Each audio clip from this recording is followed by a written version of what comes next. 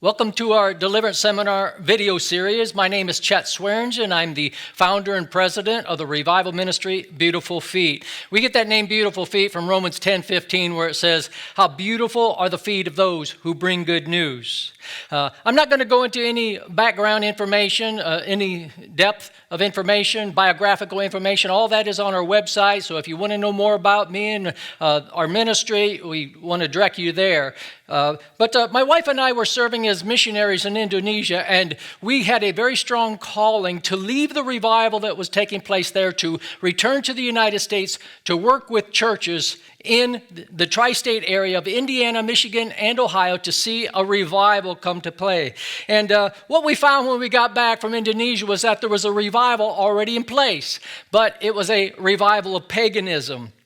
And we noticed that because when we went into the Barnes & Noble bookstore, we saw that there were all kinds of pagan books. There were dark fantasy, horror, non-Christian religions, New Age books. And these are the books that were stocked on the shelves. These are only the books that will sell is what they will stock. So we knew that the culture was engrossed in paganism. And so as missionaries, we had encountered a lot of demonic activity in one of the darkest nations of the world. And so when we came back, we were very well aware of what was taking place when we saw this. So we began working with churches throughout the tri-state area, Indiana, Michigan, and Ohio, united communities and even counties for praying for revival. But after the end of 4 years of working to unite and congregations, churches, and communities for revival, we were up against a roadblock. And I was just confused. I didn't understand what was going on because I know I heard God clearly to tell me come back to the United States to work with churches in the region for revival. And then it was in February, I just praying, seeking God for his solution to this situation. And he gave me a dream. And in this dream, there was a roadblock. The roadblock to revival. And it was impossible to bust through it. Absolutely impossible. So God just told me, go around the roadblock. And so I started to go around the roadblock. Some people might say, well, why don't you just bust right through it? If you're really a man of God, why don't you just pray and bust the roadblock down? Well, the Apostle Paul, he said in 1 Thessalonians chapter 2, verse 18, "We wanted to come to you. Certainly I, Paul, did again and again, but Satan blocked us." In other translations, you will find that he doesn't use the word block, but it will use the word hindered, impede, prevent, and stopped. So if Satan stopped the Apostle Paul, I know he's going to stop me from time to time, and he's going to stop you. And so we have to seek God and say, God, do I push through? Do I do all I can? Do I pray down this roadblock, or do I go around it? And so the Lord directed us to go around the roadblock. And the means of going around that roadblock was focusing on the ministry of deliverance. Now, we do have a revival ministry, and our mission and our vision is to revive churches and people. And so we had been trying to see churches revived, so we started focusing on the reviving of individuals. And we started seeing miracle after miracle after miracle taking place, dozens and dozens and dozens of miracles just in the past year from the first part of 2019. And these are real miracles. Jesus defined them as miracles in Mark chapter 9, verse 38 and 40, he says, or John spoke to Jesus, said, "Teacher, we saw someone using your name to cast out demons, but we told him to stop because he wasn't in our group." Jesus replied, he says, "Don't stop him. No one who performs a miracle in my name will soon be able to speak evil of me.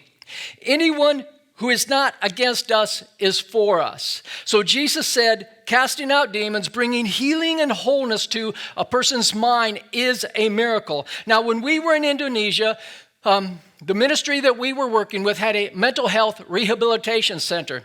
And they would take people off the streets. Their mind was completely gone, totally psychotic individuals. I mean, they didn't know who they were. They couldn't hardly even speak. And we saw these individuals, one after another, repeatedly coming back to their sound mind after the demons were kicked out. And so we began doing that same thing here in the United States, and we began to see healing over and over. And it isn't saying that everybody we pray with has demons. It's just that there's a lot of inner turmoil, a lot of emotional wounds. And when we get those emotional wounds healed, healing comes to the mind. And so we're going around the roadblock and we're having tremendous success. God's power is going before us, accompanying us, standing beside us. And so we're going to continue to press forward.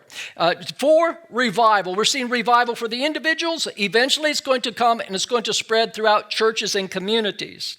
Now, this is a deliverance seminar, and we're going to proceed with the expectation that you will have already watched our 8 hours of preliminary videos ahead of time. These are videos that are already online, that they're foundational. We deal with a lot of the doctrinal issues that is associated with this. And so in this deliverance seminar, we're not going to deal with those topics. We're just going to proceed on how to carry out the ministry of deliverance. So we want to refer you back to our foundational videos that deals with those topics in detail.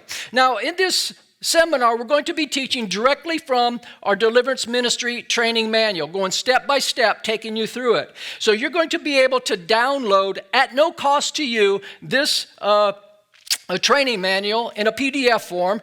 And so we ask you to do that before we get started in our second video, because you won't be able to follow us if you do not download this PDF file of this training manual. Even though you have all of this information, you may have watched our 8 hours of foundational training videos ahead of time. You go through all the deliverance ministry that we're going to be teaching in this seminar. Still, you can have all the theory, but until you put it into practice, you're not really going to know it. So we want to do all we can to help coach you through this so you can acquire the skills that are necessary.